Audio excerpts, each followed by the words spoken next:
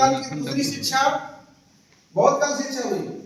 बहुत काल का जो सूत्रपात जो है भगवान बुद्ध के अनुसार हुआ। इन्होंने जिस प्रकार से वैदिक युग में वेदों पर आधारित शिक्षाओं का जो उद्घाटन हुआ था, उसमें का धर्म अर्थ काम करते हुए यानी व्यक्ति का अंतिम चरम परम लक्ष्य था मोक्ष को प्राप्त करना। क्या था? अंतिम बोलो ना, अंतिम उसी तरह से बुद्ध के उपदेशों के अनुसार जो उनका धम्म चक्र था, जो उनका धम्म चक्र प्रवर्तन के नाम से जो मतलब कि बौद्धिस्ट यानी बुद्ध के उपदेशों पर आधारित जो शिक्षाओं का मार्गदर्शन किया गया था, उसमें जो है चार आर्य सत्य, दुख है, दुख का कारण है, दुख का निवारण है, दुख का निवारण करने के उपाय है, और अष्टांगिक मार्ग हमने बताया जैसे कि सम्यक चरित्र से लेकर के लास्ट में सम्यक समाधि तक। ये अष्टांगिक मार्ग का प्रयोग करके व्यक्ति जीते जी वह अपने यानी निर्वाण को प्राप्त कर सकता है। निर्वाण का प्राप्त मतलब चार क्रोध मोह लोभ माया का बुझ जाना, अर्थात ये विकार का खत्म हो जाना। समझ रहे हैं? क्योंकि काल क्रोध मोह लोभ माया ही व्यक्ति को जो है एक नेटवर्किंग बना लेती है, चारों तरफ से घेर करके उसको अंतिम लक्ष्य अर्थात जिस प्रकार से निर्वाण को प्राप्त होने में वह बाधा देती है, अर्थात वह व्यक्ति निर्वाण को प्राप्त नहीं हो सकता। इसलिए इन सारों को दूर करने के लिए उन्होंने अष्टांगिक मार्ग का प्रयोग करके बताया, जिससे व्यक्ति जीते जी निर्वाण को प्राप्त हो सकता है। इसको प्राप्त हो सकता है निर्वाण। उसी तरह से अब जब मध्य काल में आया था, रिपीट कर देते हैं इसके बाद थोड़ा सा। मध्य काल में जब आप सुल्तानों की शिक्षा पढ़ रहे थे, तो उसमें जो है खुदा के पैगंबर, अल्लाह के पैगंबर मोहम्मद साहब ने ये अपने उपदेश दिया क्या कि कुरान शरीफ में कलम की स्याही कहीं तो शहीदों के खूनों से ज्यादा पवित्र है, कहीं शहीदों के खूनों से ज्यादा पवित्र है। इस प्रकार ज्ञानमार्जन का प्रयोग किया। उनका यह भाव था कि व्यक्ति जो है पढ़ लिख करके शिक्षा प्राप्त करके ज्ञान प्राप्त करके वह निजात प्राप्त कर सकता है, अर्थात वह दोजख में नहीं जा सकता है। उसी तरह से ये सब सारी कल्पनाएं जो थी पीछे हमारी शिक्षाओं से भरी हुई थी, जिसको आप कह सकते हैं। अब जब आपके यहाँ हमने बताया कि यह देश भारत देश तमाम संपदाओं से भरा हुआ था, बहुत ही संपन्न राष्ट्र था हमारा भारत देश। विदेशियों ने हमारा बहुत लूटपाट किया, बहुत सारे जो है धर्म और संपदा अपने देश को ले गए, समझ रहे हैं?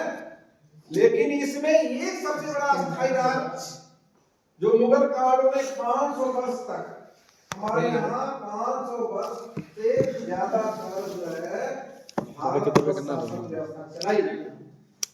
अब उनके बाद आप देख रहे हैं निर्यात करेंगे और वो इतनी कम कीमत पर खरीदेंगे यहाँ से और बहुत सारी ढेर कीमत पर वहां बेचेंगे, जिससे उनको आज मोर आज बेनिफिट बहुत अधिक से अधिक लाभ प्राप्त होगा।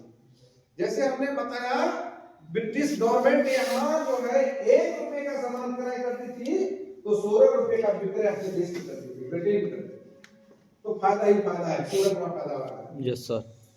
इन सब लालचों को देख करके आप जानते हो मुख्यतः हमारे यहाँ चमड़ा ज्यादा पैदा होता है, नील सूरा ज्यादा पैदा होता है, चाय कहवा ज्यादा पैदा होता है, समझ रहे हैं? Yes sir. और दूध वगैरह ज्यादा पैदा होता है। तो ये जैसे मसाला वगैरह केरल में ज्यादा पैदा होता है। तो इन चीजों को कच्चे माल के रूप में खरीद करके बेचते थे, जिसमें बहुत सारे लाभ वहां प्राप्त करते थे। अब यहाँ जो है व्यापार की होड़ लग गई, और हमने बताया कि यहाँ जो है भारत देश में छोटे छोटे राजा अपनी राजतंत्रिक व्यवस्था को संभाल करके चलाते थे, और यह आपसी राजाओं में फूट हुआ करती थी। आपसी राजाओं में फूट हुआ करती थी, एक दूसरे का जन्म देते थे, एक दूसरे को जलते थे, कभी कभी आपस में ही जो है लड़ जाते थे, एक दूसरे पर आक्रमण करते थे, जिसका पूरा का पूरा फायदा भी यीशु ने लिया। किसने लिया? हाँ। अब अंग्रेज जो है, जब मैंने बताया एक फार्मूला बताया था कि पहले हमारे यहाँ भारत में जो है पुर्तगाली है, पुर्तगाली की बात कौन है? अंग्रेज अंग्रेज आए। फार्मूला बताएं क्या? बताया तो पेड कर दे फीस। अंग्रेज, अब आप सुन लीजिए, पुर्तगाली आए, अंग्रेज आए, डच आए, फ्रांसीसी, तो जिसमें सबको इधर उधर करके एक्स वाई जेड फ्लाइट करके किसी ने किसी से हिट किया। जैसे आप सुने होंगे कि फ्रांसीसियों में कर्नाटक के युद्ध में जो है अंग्रेजों ने उनको परास्त किया और हटाया और पुर्तगालियों को मार भगाया, और डच ने वगैरह जो थी उसकी कंपनियां थी उनको बेच कर चली गई। अब ये छत्र राज इनका हो गया। किसका हो गया? अंग्रेजों का। अब अंग्रेज की हुकूमत ज्यादा करके मैंने बताया कि 2 युद्ध जो है खतरनाक थे। प्लासी के बक्सर, एक 1757 जो है प्लासी का युद्ध, एक 1764 जो है बक्सर का युद्ध। चौसा का युद्ध करेंगे तो 1539 वाला चौसा का युद्ध है, तो शेरशाह और हुमायूं का, इससे बहुत लेना देना नहीं। लेकिन ये दो जो युद्ध हुए आपके 1757 प्लासी और 1764 बक्सर, याद रखिए, ये दोनों इतना आर पार युद्ध हुए कि अंग्रेजों का प्रवेश द्वार खुल गया हमारे यहाँ, समझ रहे हैं? Yes sir. और खास तौर पर ये जो है आपके बंगाल, बिहार, मुंबई, ऐसे कुछ ये सब जहां जहां इनकी हुकूमत रही वहां शासन व्यवस्था में डाल दी। अब ये जो है एक शब्द शासक की व्यवस्था करने का मतलब ये है। एक बात और बताएं कि हमारे यहाँ जो मुगल बादशाह जो शाहजहां थे जो अपनी शासनिक व्यवस्था चला रहे थे, उसमें आपको मैं बताऊंगा किसका, जहांगीर बता रहे थे ना, जहांगीर के दरबार में कौन आया था? शाहजहां बता रहे थे ना, शाहजहां, सारी शाहजहां के दरबार में हाकिम, कौन आया था? हाकिम साहब, हाकिम से आया था। सो वो हाकिम किस लिए आया? व्यापार के लिए। इनसे व्यापार करने के लिए जो है कुछ बातचीत की। किससे? शाहजहां से। शाहजहां ने जो है पहले बार भी इनकार कर दिया, 1608 में, फिर 1613 में दे दिया। बाद में करीब करीब यह इसको स्वीकार कर लेता है। और व्यापार, जब व्यापार को स्वीकार कर लेता है हमारा शाहजहां, हमारा बादशाह, तो ये लोग जो है अपनी यहाँ कोठियां बंगाल वगैरह में ऐसे ऐसे सूरत में, यानी सूरत दूसरा 15 माइल बेटा मसरो पहली कभी पूछता है, पहली व्यापारी कोठी इन्होंने कहा था कि सूरत में, तो सूरत में ये अपना जो है व्यापारी कोठी स्थापना करते हैं और व्यापार को लीजिए। याद रखिए, शैक्षिक कार्य से हमारा विकास हो रहा है, शिक्षा का सूत्रपात कहां से हो रहा है?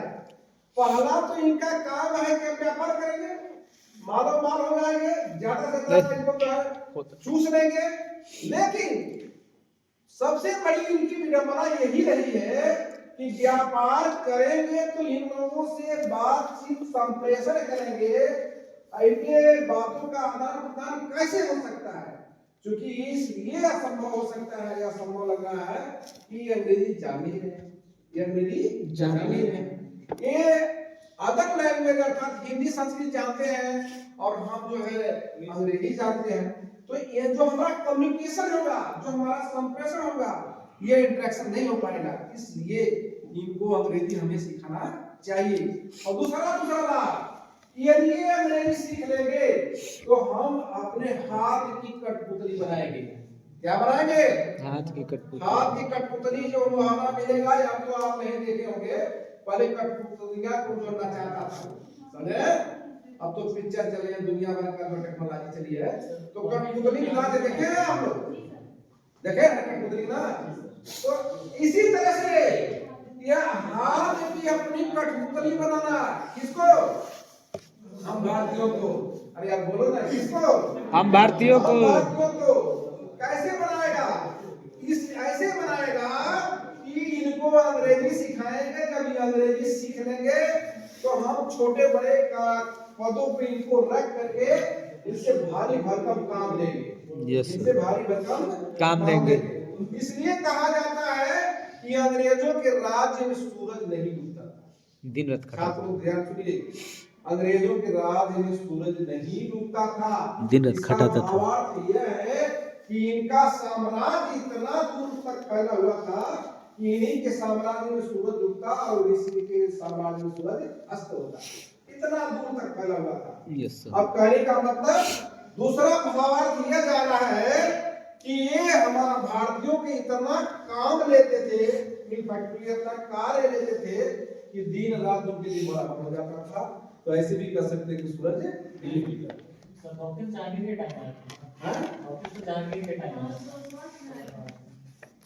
देखिए मैंने बताया कि जहांगीर के तो नाम में रहा था, लेकिन शाहजहां से इसकी बात हुई है। जहांगीर में कब आया था?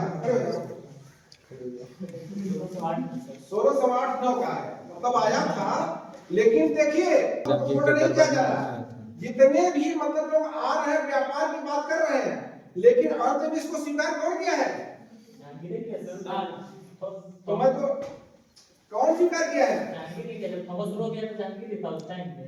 तो हमारे शाहजहां की जो बात है, तो मैं भी जानता हूं कि जो हाकिम से आया था, तो कल हमने बताया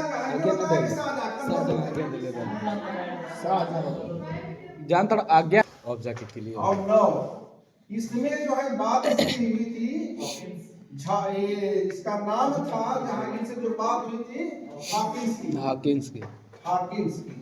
और ये जो है जहांगीर से संप्रेषण किया था। Yes sir. जहांगीर से शाहजहां के पहले जाके इससे क्लियर हुआ कि औरंगजेब ने शाहजहां को बंदी बना कर जेल में डाल देता और शाहजहां उसी में मर जाता। तो ठीक है, आप उसको जहांगीर समझेंगे, क्या समझेंगे? तो कहने का मतलब जहांगीर ठीक है, मैंने बताया ना उसने अनुमति ले ली और ये अनुमति से इन्हें व्यापार करने का प्रवेश द्वार खुल गया और व्यापार होना शुरू कर दिया। तो मैंने बताया कि व्यापार की सर्वप्रथम कोठी इन्होंने कहाँ डाली? सूरत। कहाँ डाली? सूरत। अच्छा, वो अपने जगह। अब शैक्षिक कार्य पर फोकस करने जा रहे हैं।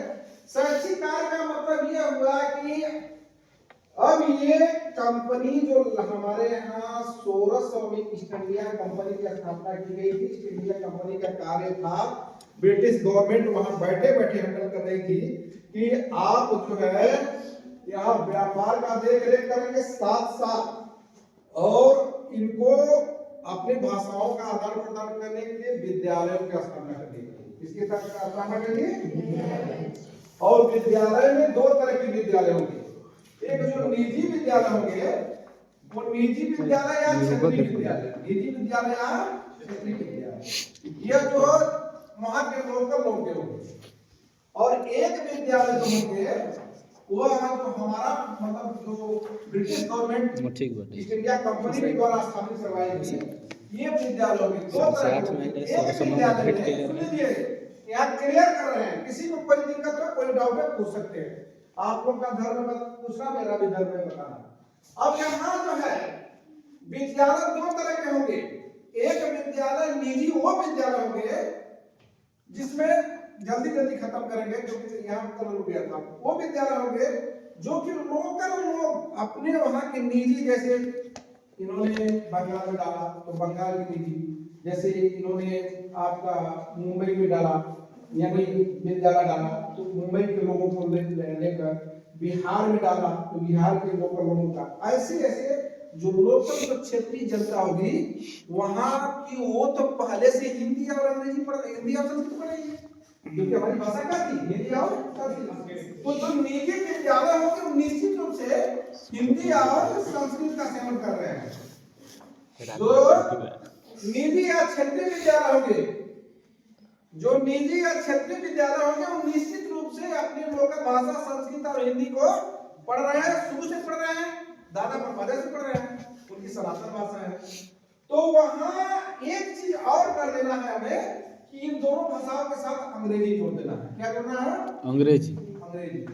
एक बात और यहाँ देंगे, यहाँ डबल कर देंगे, प्लस में ये करेंगे कि हिंदी संस्कृत तो ही गए, जब इस्लाम धर्म यहाँ जो आया था, यानी जब मुस्लिम भाषाओं ने आया तो यहाँ दो भाषा और जोड़ दिया था, अरबी और फारसी।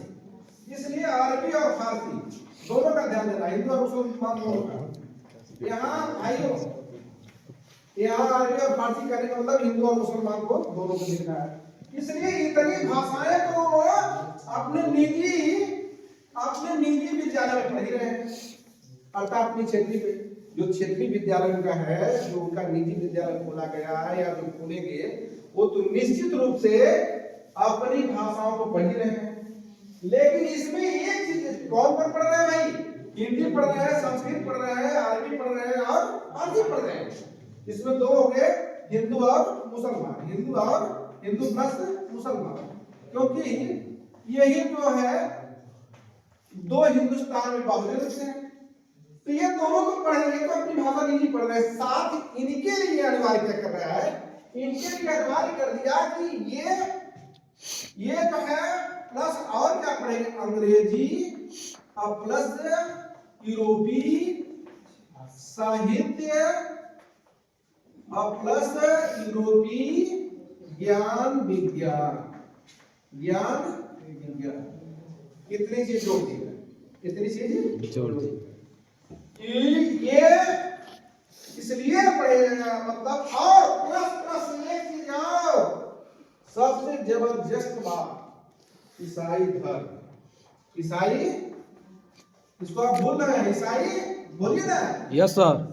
ईसाई धर्म सारे विद्यालयों में अनिवार्य कर दिया, क्योंकि जैसे इस्लाम धर्म उसने अनिवार्य किया था वैसे ही ईसाई धर्म। अब ये तो क्षेत्रीय, देखिए बहुत सारे विषय बढ़ गए, साथ ये तो अभी आप ये विषय लैंग्वेज है और प्लस उनके साहित्य है, और साथ जो हम निजी पढ़ रहे थे, हमारी थी इतिहास थी, गणित थी और ज्योतिष विद्या थी, भूगोल था, ये हमारे विज्ञान थे, ये तो हमारे और प्लस ये और अधिक हो गए ये क्षेत्रीय। और जो सुनिए, जो ये विद्यालय डालेंगे कौन? जो ब्रिटिश गवर्नमेंट के द्वारा इंडिया कंपनी विद्यालय जो खोल रही है, उसमें नए तरह से पादरी नियुक्त किए जाएंगे। क्या करेंगे? नए तरह से। तो वो मतलब कि अंग्रेजी पढ़ाएंगे, क्योंकि अंग्रेजी पढ़ाने के लिए पादरियों को होना जरूरी है। हिंदू अंग्रेजी, मुसलमान अंग्रेजी आता नहीं है। पादरी जो ईसाई का धर्म तो इस प्रकार के उनको नियुक्त दोनों विद्यालय किया जाएगा, निजी विद्यालय में प्लस जो नए विद्यालय खोले जाएंगे। अब ये तो प्राइमरी लेवल, सुनो, ये विद्यालय व्यवस्था की गई, यानी अब जो है ये धीरे धीरे माध्यमिक और उच्च विद्यालयों के साथ, यानी उच्च संस्थाओं का जो है बीजारोपण जो है अंग्रेज कर रहे हैं, जिसमें आपको 3 विश्वविद्यालय लेवल के उच्च शिक्षा संस्थान होंगे, जिसका नाम है कलकत्ता। क्या नाम है? कलकत्ता।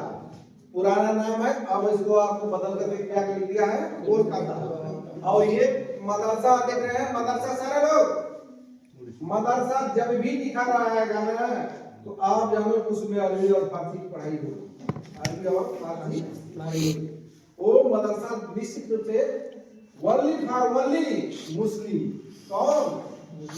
मुस्लिम ही शिक्षा लेगा। ये चीजें, और इनकी जो भाषा होती है अरबी प्लस तो हिंदुस्तान में फूट डालने के लिए मदरसा की स्थापना कर दी किसने? कलकत्ता। और उसमें कौन पढ़ेंगे? Only Muslim. अब विरोध हो रहा है नहीं हो रहा है? जरा बताओ ना, काहे हिंदू नहीं पढ़ेगा, मुसलमान नहीं पढ़ेगा? तब यह इनकी घटिया सोच इनके लिए ही पांव का कुल्हाड़ी बन रही है। बाद में जब इसलिए दनादन जो है मुस्लिम भाइयों का एडमिशन शुरू हो गया,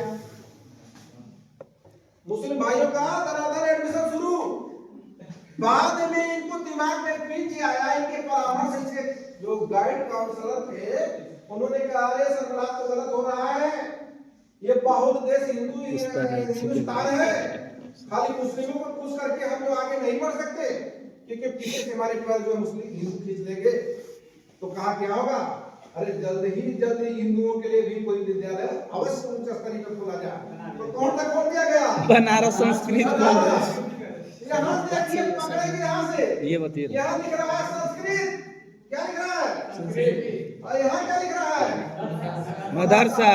मदरसा और संस्कृत से पकड़ेंगे। अब जो है यहाँ संस्कृत बहुत ज्यादा जानेगा नहीं मुसलमान संस्कृत आज भी बहुत कम जानता है, इसलिए संस्कृत भाषा हिंदुओं की है।